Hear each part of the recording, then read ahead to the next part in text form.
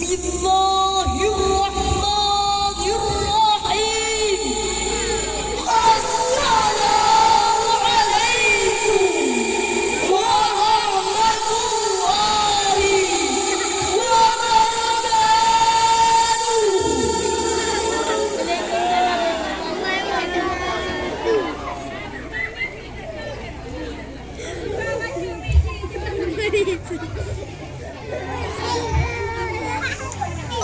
Alhamdulillah.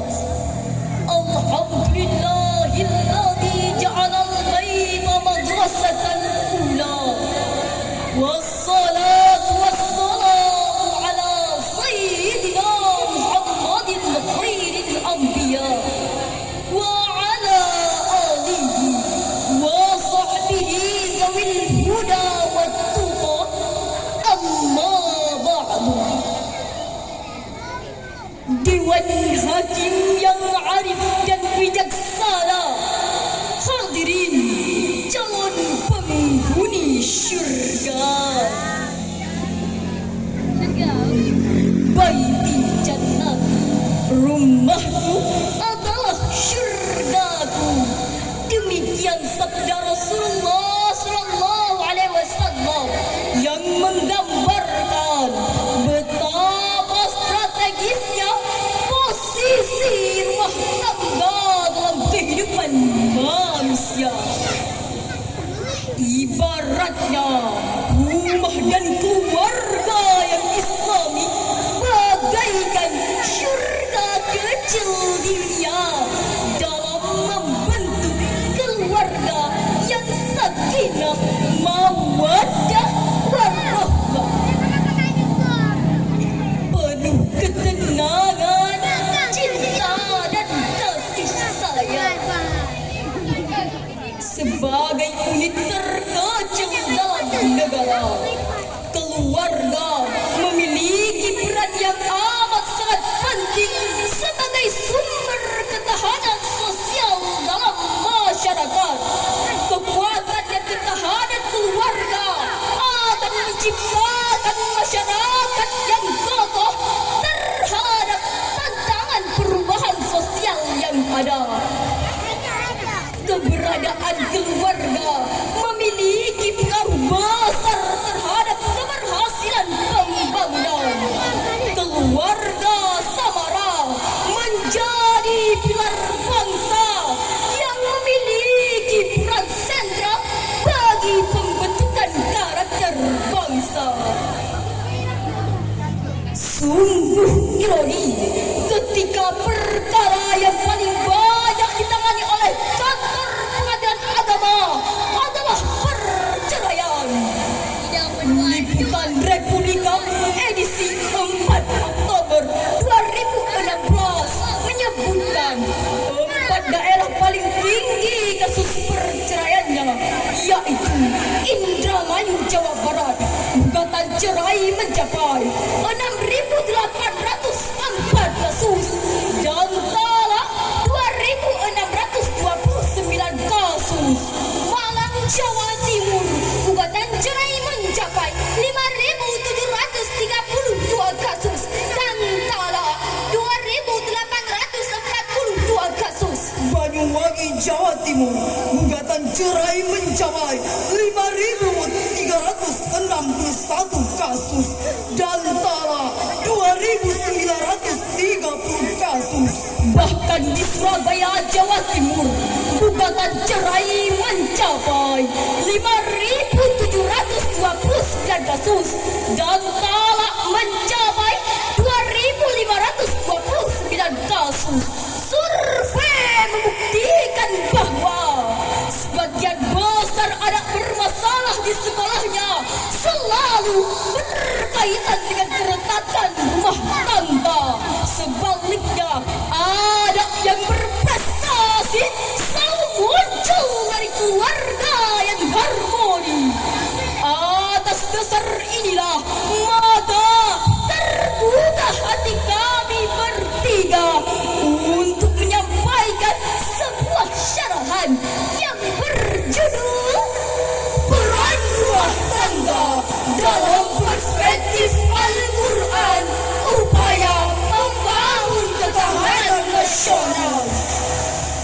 dengan landasan firman Allah di dalam Al-Quran surah An-Nisa ayat 9 yang akan dilantunkan oleh qari'ah kami berikut ini. A'udzu billahi minasy syaithanir rajim.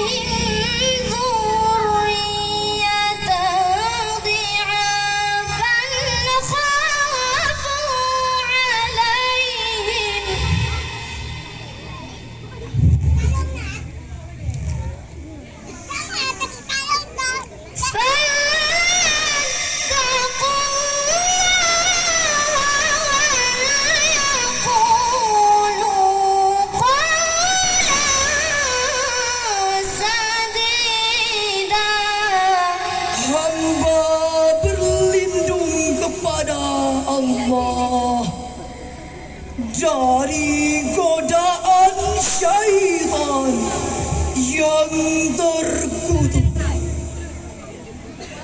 dengan menyebut asma Allah yang Maha Pengasih, Maha Penyayang, dan hendaklah takut kepada Allah orang-orang yang sekiranya meninggalkan keturunan yang lemah di belakang mereka, yang mereka khawatir takut akan kesejahteraannya. Oleh sebab itu, hendaklah mereka bertakwa kepada Allah,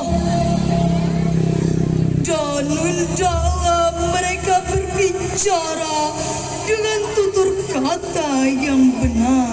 Dewan Hakim hadirin yang kami muliakan, Syekh Muhammad Said Tantawi dalam tafsir Al-Wasit, beliau mengatakan bahwa ayat ini merupakan suatu peringatan kepada semua orang untuk khawatir dan cemas serta takut untuk meninggalkan generasi yang lemah.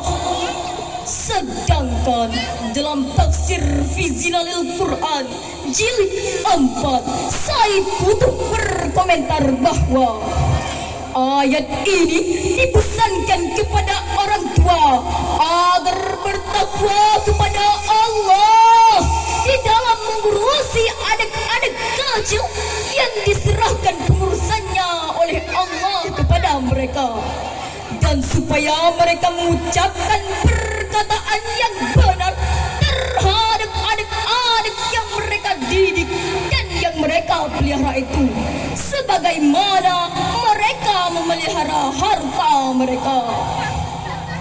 Lebih lanjut hadirin, pakar tafsir Indonesia berdarah Arab Profesor Dr. Muhammad Qurasyihab dalam tafsir Al-Misbah, beliau mengatakan bahwa kalimat di'afah di dalam ayat tersebut bermakna lemah harta.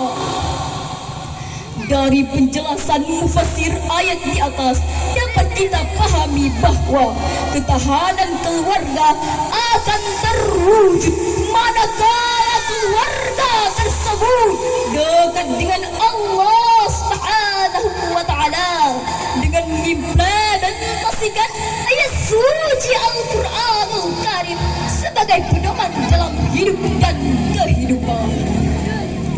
Namun realita saat ini sebagaimana diungkapkan oleh Rektor Perguruan Tinggi Institut Ilmu Al-Quran Jakarta, Profesor Nazaruddin Umar, mengatakan bahwa masyarakat muslim buta aksara Al-Quran di Indonesia masih sangat tinggi berdasarkan hasil riset Institut Ilmu Al-Quran. Sekitar 65% masyarakat kita masih buta aksara Al-Quran. Demikian yang dilansir oleh republika.co.id edisi Selasa 18 Januari 2018. Oleh karena itu, keluarga berperan penting dalam menyelesaikan masalah ini. Ketahanan keluarga dibangun berdasarkan pandangan bahwa terdapat hubungan yang kuat antara kualitas keluarga dengan kualitas suatu bangsa.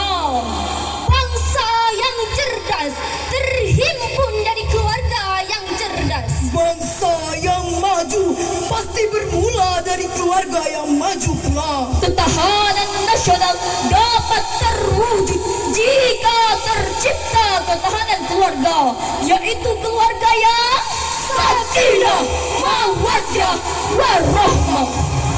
Hadirin, Ahmad Syarifuddin dalam bukunya yang berjudul Mendidik Anak dijelaskan bahwa orang tua yang giat dan tekun mengajarkan Al-Quran kepada anak-anaknya sehingga mereka yang asalnya polos menjadi benar-benar terampil membaca Al-Quran, memahaminya dan mengamalkannya, maka keduanya akan mendapatkan penghargaan yang spesial di akhirat kelak.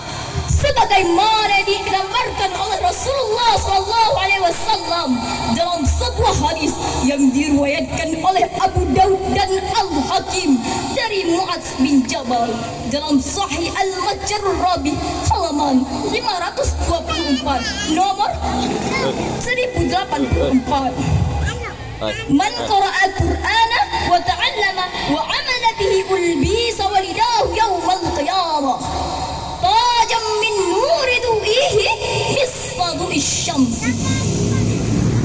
Barang siapa yang membaca Al-Quran, mengajarnya serta mengamalkannya, maka kedua orang tuanya pada hari kiamat akan dipakaikan mahkota yang cahayanya lebih indah daripada cahaya matahari menembus rumah-rumah di dunia.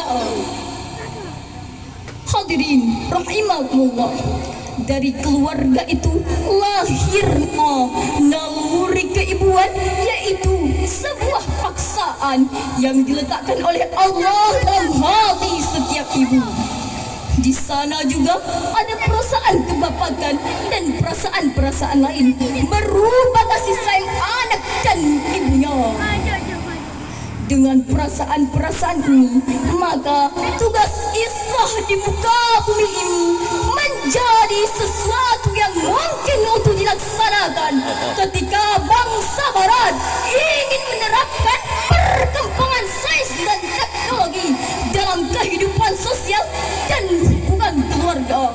Mereka sama sekali tidak mempertimbangkan urgensi ikatan sebuah keluarga, sehingga yang terjadi adalah munculnya hubungan-hubungan abnormal, homoseksual, lesbian, dan lain sebagainya. Betul hadirin? Seorang ibu tanpa mengabaikan peran ayah sangat berperan dalam mendidik dan mencetak anak-anaknya. Pada masyarakat Arab ada ungkapan yang berbunyi, Al-Ummu hiya madrasatul ula. Ibu adalah sekolah pertama. Lantas, bagaimana cara mewujudkan urgensi keluarga yang bertanggung jawab, saling menjaga satu sama lain dan menciptakan generasi Qur'ani yang akan menopang ketahanan bangsa dan negara? Jawabannya terdapat di dalam surah At-Tahrim ayat 6 yang akan dilantunkan oleh qari'ah kami berikut ini. Ya ayyuhalladzina amanu qu anfusakum wa ahlikum nara.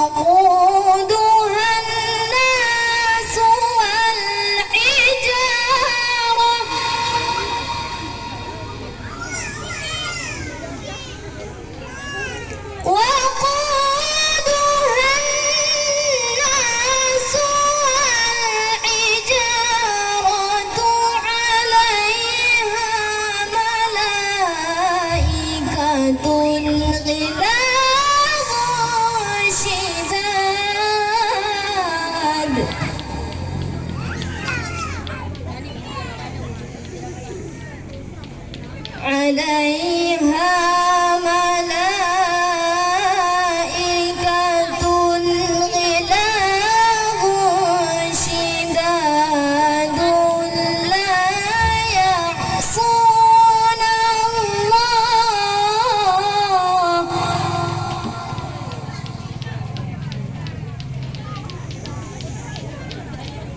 لا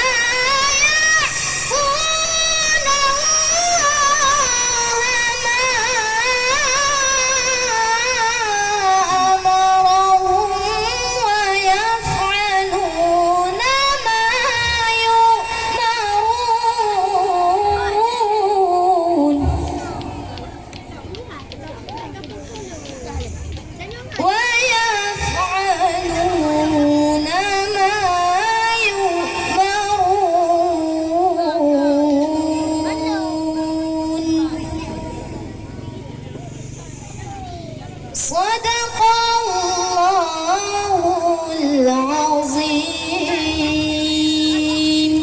Wahai orang-orang yang beriman, peliharalah dirimu dan keluargamu dari api neraka yang bahan bakarnya adalah manusia dan batu.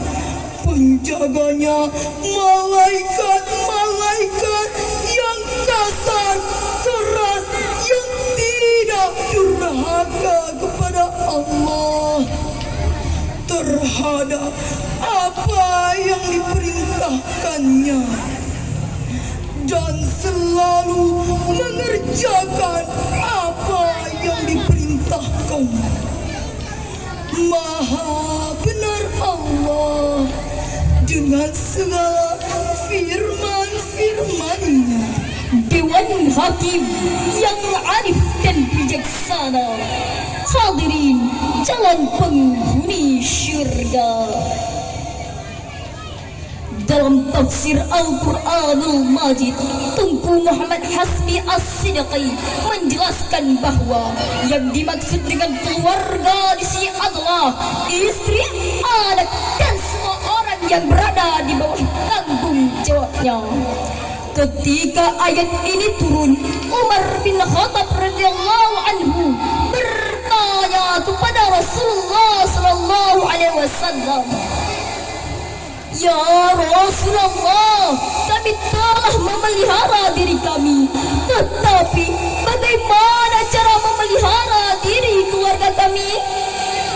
Lantas Rasulullah SAW menjawab, "Kamu cegah mereka mengerjakan apa yang dilarang oleh Allah, dan kamu suruh mereka mengerjakan apa yang diperintahkan oleh Allah. Itulah yang menjadi pelindung bagi mereka dari api neraka." kita.